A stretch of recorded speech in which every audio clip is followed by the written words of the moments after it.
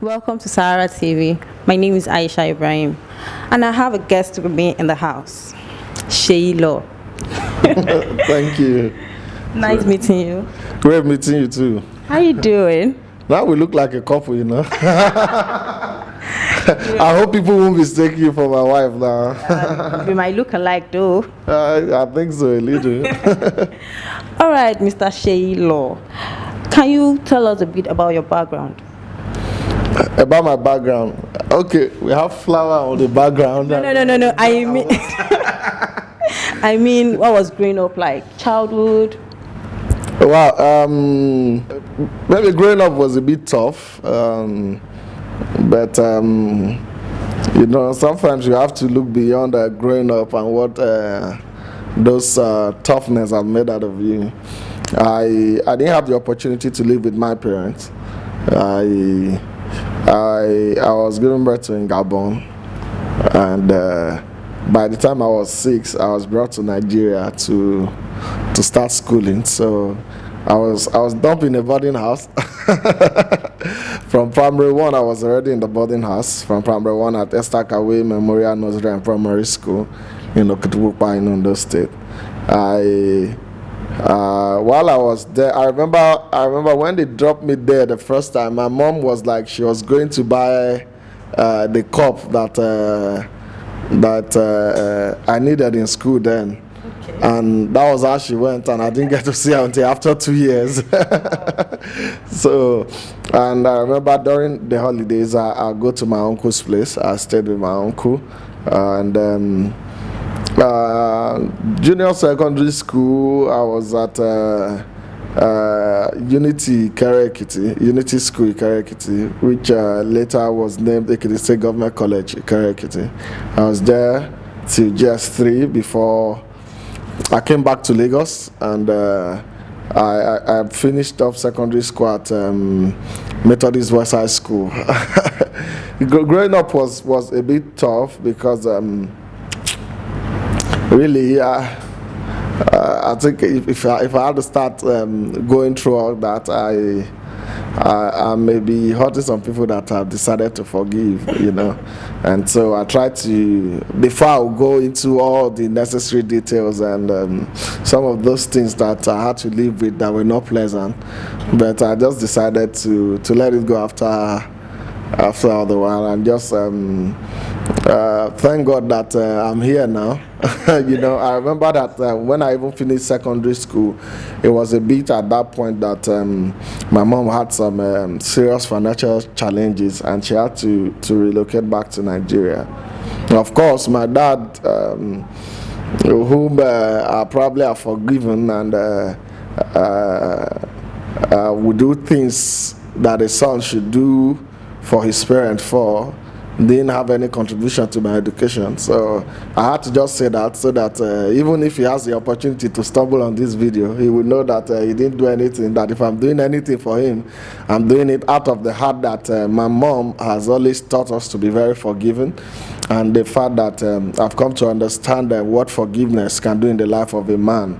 You know, he didn't have anything. My mom paid all the prices, and she really suffered a lot. I remember when she had the financial problem and she had to come back to Nigeria. This was a woman who lived all her life cooking and selling, and you know, the typical Ilaje woman, smoking fishes, you know, under what the Ilajes call a car. You know, like the iron net that they spread on irons, and they put big timber of wood, probably longer than this whole sitting room, you know, and she keeps putting firewood and smoking, you know, inhaling all those smoke. And when she came back to Nigeria with little or nothing now, you know, it started telling on her health. And it was a very, very trying time for my mom. I even remember that was when I started doing all sort of job. You know, what people would call labor. You know, I go to construction sites, you know, building sites to work, carry block, sand to fill houses, and you know, just pom for people. And then later I had to start selling fish. I remember we stayed at Abeokuta Street in Ebutemeta, and I remember I had to cross the Third Mainland Bridge, go to Makoko, buy fishes, and put them on my head, cross the Third Mainland Bridge, come back, wash, I had to salt it with the flour and then fry. And sometimes we just put it out there, it's not selling, and sometimes I had to just take it out to see if people would buy. This was all happening after I was even done with secondary school. And you know how painful it is when you are literally done with secondary school and your mates know that this is probably one of the best students in school, and then we are on the street struggling to put money together, putting fishes on your head to sell, and then you see some of your mates are already getting into the university, and they're moving ahead in life, and some of those things are really painful. But then we thank God that with God no time is lost, and here I am today, and I'm a happy man, and I just thank God that I could say I was able to recover time because of God. So it was pretty tough, but then nice one. Yeah, you really did well. Well, before you were discovered by AY Open Mic Show, what were you doing? Before the AY's Open Mic Comedy Competition, I remember at a point in my life, my mom had to move back to our village because she was tired of the suffering, and she couldn't bear being with us and seeing that we're just struggling to keep her happy, and then we are not totally happy. And she just said, okay, let me go to the village and see if there are things that I could do. And I remember I had to go to my uncle's place at Orile. And while I was at Orile, my brother started a business center, and I had to take over the business center, which was making phone calls and selling recharge card at a relay bus stop. I see sometimes I drive past the place and I just turn and look at that point, and I'm like, wow, once you were just under an umbrella here, a chief executive officer of of my great business, and you look at it at this point that I was very friendly to the people who make call from my place, and it was more like making them laugh. And when I go home at night, my cousin, who happens to be a member of a music group, a gospel music group, Port Images, my cousin Oladipupo Ogunbemi, we call him Otumba, and sometimes we just call him Raga. Araga Rogo. He came around one day. We were at home and we saw the movie Snow White. And after we saw the movie, I just came up with a joke from the movie. I was like, because I will always, they know me as somebody who always joke at home. Sometimes people just think I'm not serious, but my family will tell you that, oh, he's brilliant and he studies hard. But then people, if you don't know that aspect of me, you just tag me as a serious person, because I hardly get offended. I hardly get offended. I joke a lot, and because of that, some people say this guy is not serious. Except for those people who are probably taking lessons with me, probably have taken their maths, physics, chemistry, and biology before. Those are the people who know that a woman can we go, the normal thing. And I came up with a joke from that movie. I was like, I remember when we did the premiere of the movie at the United States, and everybody just like, only United States, and United Nigeria, And I said we were in the United States, that after the movie, they had the magic mirror on the wall, and then we just walk to the front of the mirror and say, mirror, mirror on the wall, who is the most handsome or the most beautiful of them all? You just ask the mirror, am I the most handsome? And the mirror will just tell you your position. And while we were all standing, walk to the front of the mirror, it was telling different people their position. And George Bush even went, the mirror said you are the 100th most handsome person in the world. And then Chief Olusegun Obasanjo stood in front of the mirror, and the mirror said you are the 2nd most handsome person in the world. I said, if Baba is the second most handsome person, then I'm the most handsome. There is no need for me to go. And you know, when it came to my turn, I went to the front of the mirror and I stood, mirror, mirror on the wall. You know that I'm the most handsome person in the world. Just declare it to everybody, and the mirror started crying. That even in the list of handsome people, your face is not even here. Don't punish me like this, you know. And that was the joke. And my cousin was very impressed. And he said, "Do you know that people are actually making money from comedy?" And he asked me to kneel down, and he said he was going to bless me. That you will make senators laugh, you will make ministers laugh, you will make dignitaries laugh, you will make presidents laugh. And that was how it just prayed for me. And it was like a joke, but I was saying amen, you know, because I always tell people that no prayer is lost. You know, that if you do something that will make somebody curse you, try and do something that will make the person bless you 7 times to cancel out the curse. You know, that is one of the policies that I live by. You know, just try and be a good person to anybody that comes your way. And I just said amen. And one day he came around the house in August 2005 that a church, a redeemed church, is organizing a youth program, and that he would love me to be a part of to follow them to the church. And that was how I followed them to that church, Redeemed Christian Church of God, New Life Parish in Ikponri. That was August 2015, or thereabout, 2005. And I followed him to the church, and they introduced me to the stage. And I went on stage. I didn't even understand what comedy was all about. I was just being a funny person. I started cracking jokes, and I just went on stage, just talking, and people were laughing. And by the time I was through, somebody walked up to me and said, that was very funny. We are doing something in my church. We'd like you to come. That was how comedy started for me. And it was from that journey that in December 2005, I met Jedi. That was after I'd met a Maker Smith. And that December, they had a program at the Maker Smith Church. And I remember that day I had to trek from Ebutemeta to Aguda in Surulere, from Abeokuta Street in Ebutemeta. I remember I trekked to Thomas Animashaun in Surulere. And I remember I left the house around 12 o'clock, and I got to Surulere, to Aguda at about 3 p.m. And when I got there, you know, Emeka Smith took me to a room upstairs in the church, to one of the offices, and then he introduced me to the other guys that they were going to do the show. And he said, this is the guy that I told you guys that is very funny, this one. And probably because of the way I was dressed, you know, they were a bit skeptical. Like, one of them said, Emeka, I beg now. No, our church too touch past this guy now. How you bring this kind of person come church now?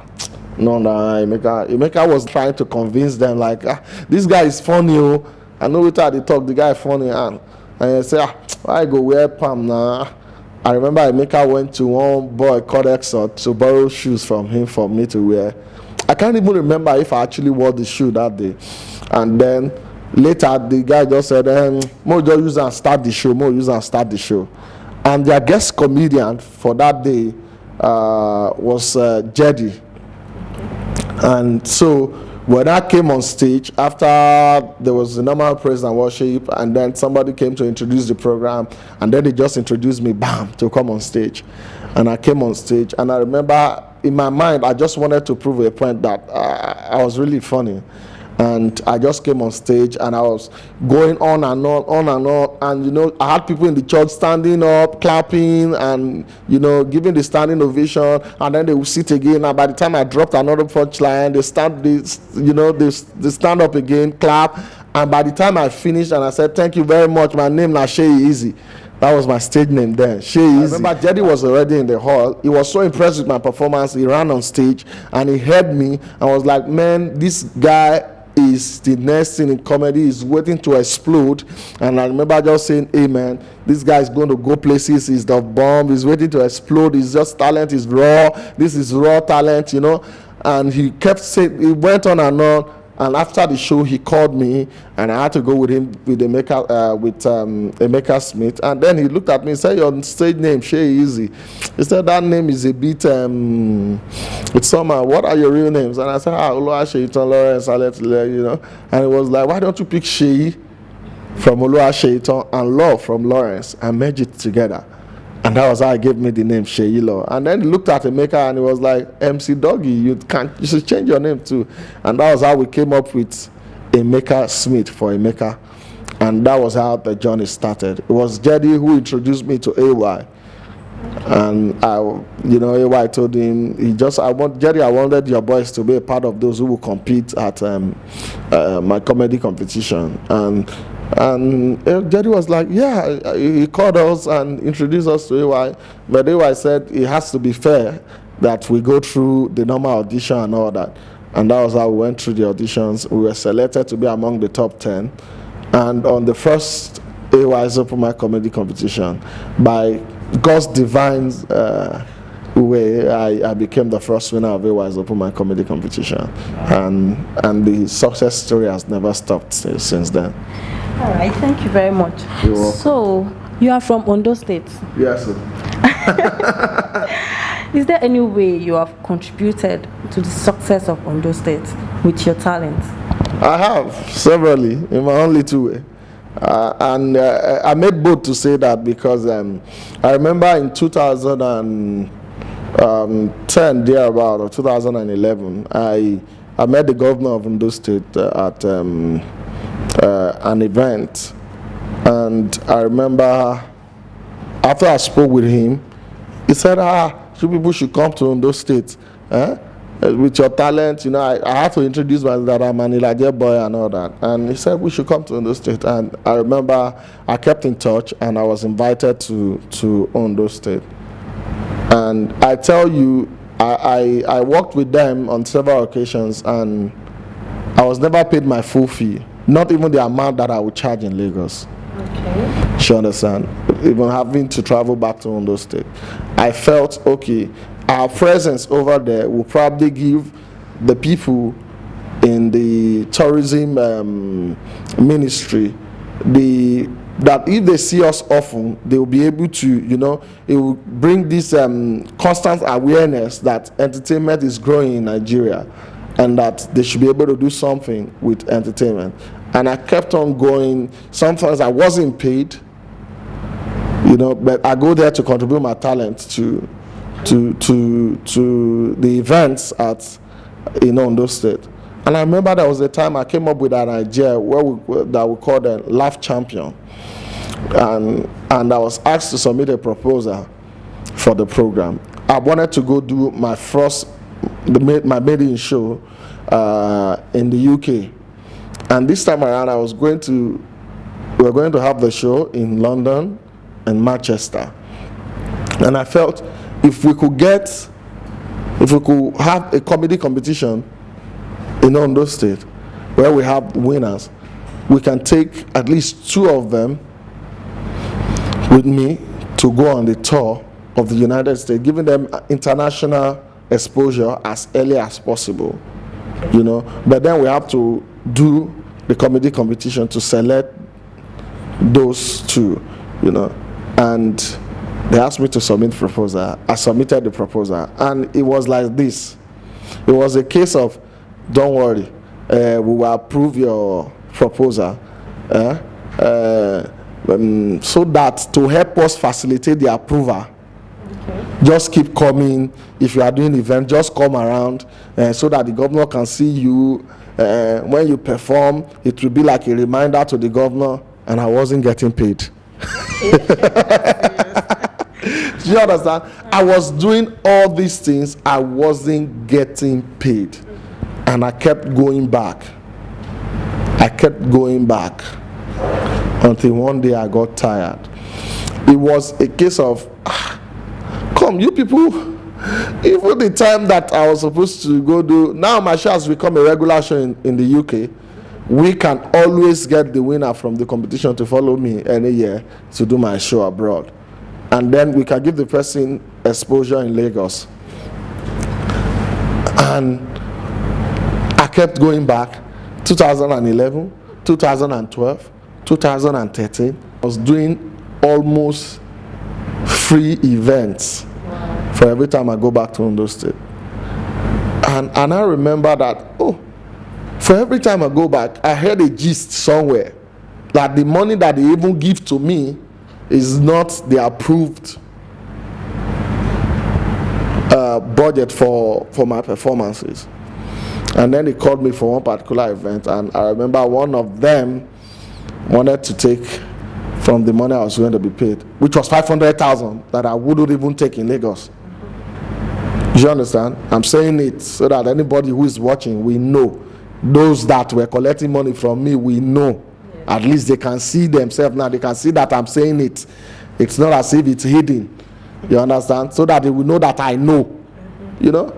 It's not somebody is lying on somebody. Let them understand it. It's not fair when you cheat people out of what is rightfully theirs. And then I remember I was going to do this event. They already called me, and then they said we're going to pay 500, and somebody said he was going to take part of the money, but I said I wasn't going to give it. And then they said, okay, no problem, and the event is also the you know that the governor is your father, no wahala. And I remember I traveled to, I was even supposed to travel the day of that event, and I traveled the night before to Akure. They're supposed to do the event in the morning. It was when they launched the card Igbeayo in Ondo State. I was supposed to travel the following day to London for my show, coincidentally. And I was in Akure the night before. I'd already called the commissioner, and he knew that I was in Akure. And the morning of the event, only for me to get to the venue, to be told that they had another MC. Wow. And that I wasn't going to be paid. And but I said, I called you earlier. I called you yesterday that I was on my way to Accra, and you didn't tell me that you got another MC. And now I'm here, you're telling me you have another MC. I almost slapped the commissioner. I say the truth, plain. I remember that the governor probably would have noticed that we had an issue that day. But they didn't call me to find out what happened. Do you understand? And that was the last event I did in Akure. That was when I stopped going to Akure. Do you understand? I remember that I even followed Otumba Samba's oil to my village to do some events for them, you know, which I did free of charge. I didn't ask for money. I remember I told ideas to people that for us to grow the entertainment in my local government, we should constantly have something, even if it's once in a year, that brings some of my friends in the entertainment industry here in Lagos to my village, and will give opportunity to those in the village to perform. And, you know, we have it recorded and probably take it to some of the music stations and entertainment stations in Lagos to showcase it and see how people will buy into it. You know, I remember I've sold those ideas several times to different people, but then they don't care. I say it, the alleges are the worst when it comes to helping each other. Okay. They are the worst. One of the Obas, I remember, the only time he gave me money was after he brought list of his name and accolades and achievements, that I should introduce him, calling all those achievements. That when I should introduce him, the first black man to do this one, the king of this one, and I said, I won't until you send money to me. That's serious. And he sent me money, 100,000, so that the 100,000 are money. Now, Bonnie will say before I come up for the gate of the event venue, boys don't collect and finish. Do you understand? That was the only time from my village. It's even my uncle. That was the only time he sent me money. They will also be able to invest in my career and talent and help me succeed. And I followed them to Abuja. I remember one that I followed one of them to Abuja, and it was one May 28th, and by May 29, all the flights out of Abuja were grounded. And I remember I had an event in Lagos, and I had to do a refund. And you know that the idiot that took me to Abuja didn't give me 1 hour. Even my return flight, I had to pay for it myself. And yet he's my uncle's son, who is richer than me. But by the grace of God, he's not richer than me because I have more loyal people. I might not have all the money, but I have people who respect my talent. and people who have supported. You know, so I beg, Ondo State people, they make me the verse. But that one won't stop what we are going to do in Ondo State. There's going to be an entertainment revolution in Ondo State. And people will see it with their eyes. I'm trying to gather those from Ondo State who are great entertainers. Yeah. And one time we're going to storm that place and give the people of the state something classic. So when did all this happen, and what's the current state governor doing about it? Does he know anything about it, and how is it helping the... I told you now, it's still the same governor that was there when all these things that were happening, that is still there. Okay. He's still the same governor. Maybe after they did the launch of Kadigbeayo, they refused to come in Ondo State again. Oh. And the person that they used to call in Ondo State is one of my boys that they call in Ondo State, is one of the boys that I trained. So is it still not me? It's still you. It's still Do you understand? Yeah. But they don't know that. What if I hadn't supported that boy to get to that level? You understand me? What if I hadn't given him all the advice, the necessary advice that I could give him, teach him what I could teach him? Would they see him to use? They think they are using somebody to mock me. You know, saying I'm my product. You don't understand? Yeah, I do. The same governor I see there. More leave on those state people, more talk better thing. Okay. So that if they see her now, they feel call me, say, Seyi, so what really happened? Let's sit and talk. You don't just hear from, sorry to say, one of the commissioner is late now. Deji Falai. Oh no, they hide mouth self. And they even a verse. As I remember him now, they make me the verse. They make me the verse. Seriously, I'm angry. When you think about how wicked people can be, some people don't even, when some people make you lose the compassion that you have as a human, it is bad. Okay. So, Ondo is an oil production state. What is your view about it? What do you think they should do with it? See, personally, I love the governor, but I don't think he's done enough for the state. Okay. I'm not being political now. I'm just being real. I'm an alleges person. When they did the road that leads into the riverine areas from Igbokoda and so to the Bonla and all the places, to Ugbo and all those places, it was a welcome idea. It was a time of great jubilation for people from my place. But those roads now, the suffering that people have to go through now. If you don't have a jeep and you are driving a car to those places, my sister, is a sorry state. Do you understand? It's a sorry state. It's not something that you see and you just keep asking yourself, why did they even start the road in the first place? You start asking yourself, why did they even start the road in the first place? You start asking yourself that question. Why did they just develop the water means of transportation and improve on it? Why did they even start this road if they know that they are going to leave it to decay, to rot? They didn't maintain it. They didn't maintain it now. Alleges that are hearing me, that are watching right now, they know what I'm talking about, but they won't speak. The so-called politicians, alleges, they are wicked people. The so-called leaders of Ilaje, they are wicked people because they are not helping their people. Somebody will get scholarship from the oil companies and will share it to his immediate family. Do you think other people don't have children that should go to school? I don't know if you understand what I'm talking about. Wickedness to your own people. The so-called rich people who don't want other people in the local government to grow, thinking about just their own pocket. It doesn't got it to the time we start calling names. But Ilajes are wicked. They know what I'm talking about. Oh, Muromorai, Ilaje Murai, and Alaje them you go Amma Mumi for. Amma.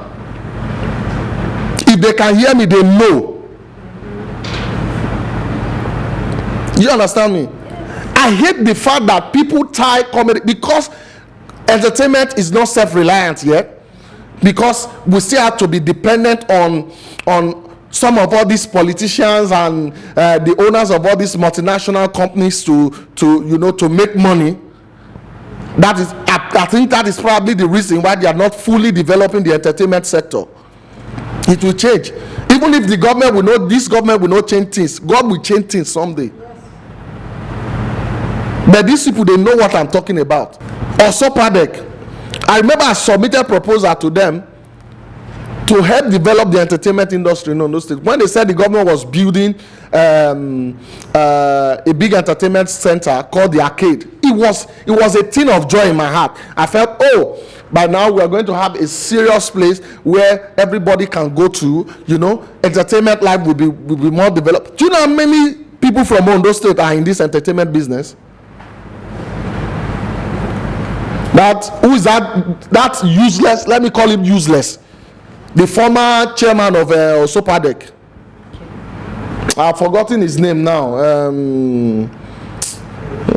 Is he Ajimuda or something? What did they call him? Debo Abi. What did they call his name? Ajimuda. Yeah, Ajimuda. That guy. They see me Oluwaseito Omaletile.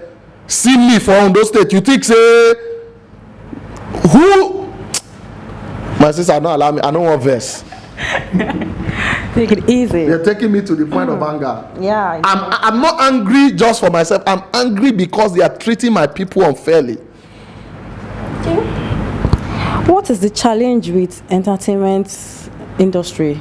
The challenge they are facing, especially with their products. The biggest problem with entertainment is the marketing of our intellectual properties. We know what Alaba is causing now.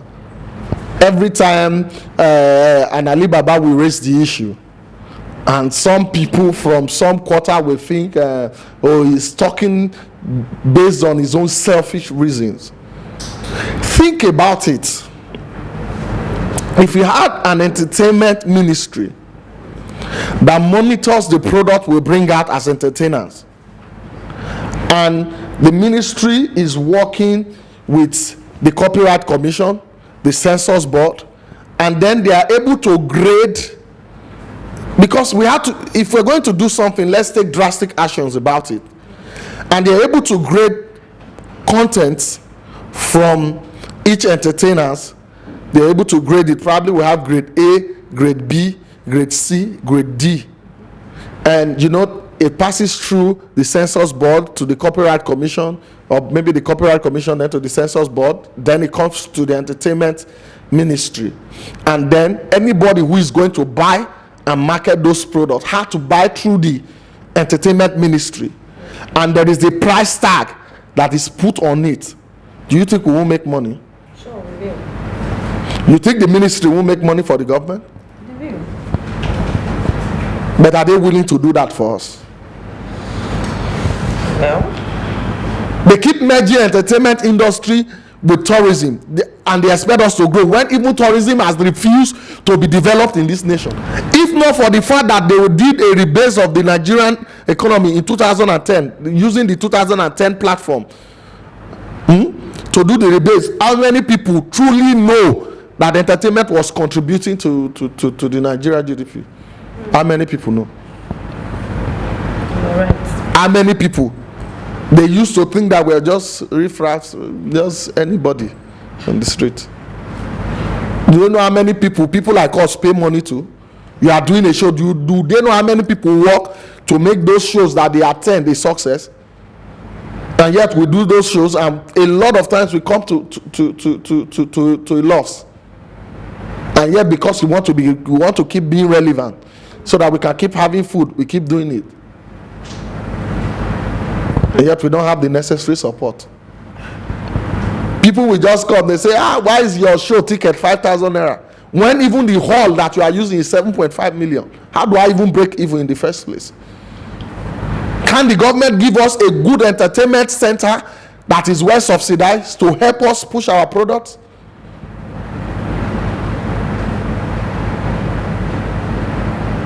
And then they think, what are those? So what is their use to the Nigerian economy? That's what they keep asking themselves. What is their use? Yet we know how many people will benefit. If you are doing a show, the ushers will benefit, the security people will benefit, the light people will benefit, the sound people will benefit, the decorators will benefit, and yet you that you are putting money down will lose.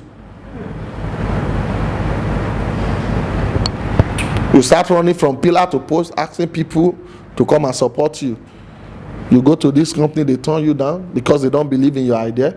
You go to this company, they turn you down, and you keep running around, and you won't get sponsored. And then you eventually just, let me just do it so that people will watch it, and they will say, oh, Seyi Law is still funny, and they can call him to come and MC their wedding. They can call him to come and MC their corporate event. Just for that. I just try to be very realistic with my joke, and I try to be just very careful with my jokes. You know, I think I've been able to try in that regard. But you know, some people find some things offensive. You know, some people, we call them Boromi Deleru. You know those people that will come and meet you, that Jesus is angry that you are cracking a joke about Jesus. As if saying that they sit down with Jesus, they see whether Jesus the verse. Even Jesus will be say, if Jesus they heaven, Jesus they look. If Jesus wants the action film, he will tune to Afghanistan, Syria, action film. If you want watch documentary, they go Britain. Go just say tune it to Britain. Go watch documentary. Then if you want comedy, you go say just tune it to Nigerian TV channel. They can hear Dasuki Gate. 2.1 million is in EFCC custody. This one stole Maggie. 10 years imprisonment. And Jesus will just laugh. And somebody is saying that Jesus is angry that we are cracking joke with the name of Jesus. The only person where you know if you joke with now Holy Spirit. That was what Ali Baba said. Because they say don't call the name the Holy Spirit, no they forgive. They say he's stubborn. Eddie's award. The clash between Olamide and Don Jazzy. What do you think about that? The only thing I said about the fight was that it was a ticking time bomb. I was going to explode somehow.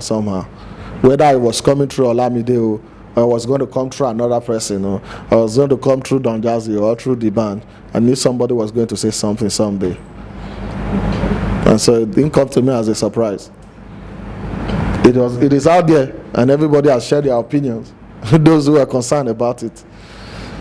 So let's thank God that they've been able to settle them. Who tell you whether me too are not ready to fight, may don't go to settle my quarrel.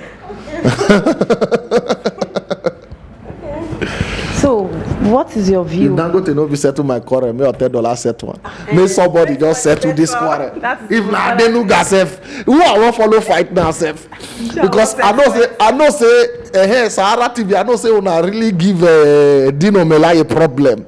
Maybe make a start to the quarrel and make the Make person shall settle you now. May somebody just my brother. You know they had Yoruba man to prostrate. They say Olamide prostrate for Don Jazzy. Who means you know who I want prostrate for? Okay. So what is your view about the ongoing probe of arms by President Buhari? Is there any funny joke that can come out through the probe? Everybody they crack joke about Dasuki since now. I don't crack joke before. Say right now APC they deal with PDP, and only the D's for the PDP they still they deal with Desiani, Dokpesi, Dasuki. All the D's that they still they deal with. Say don't want that Sigbe got Daniel they wrong. Say that why are you on it? Say they are calling names that start with D before they call Daniel. Let me. You know, any joke we come. I remember how somebody said, one of my senior colleagues said armed robbers were robbing somewhere, and Dasuki was driving past, and they said, what do you are? And Dasuki gave them, so they said, we don't take from our colleague. Just so I don't like problem. This is one I want to swear. And I know. I say, in fact, this Dasuki, the way they take go call Linda self, you know, Dasuki gate where everybody begin talk before you know Linda gate. And I say no be Linda fault now because she they always take picture in front of gate. So they just need to just bring her name to Linda gate.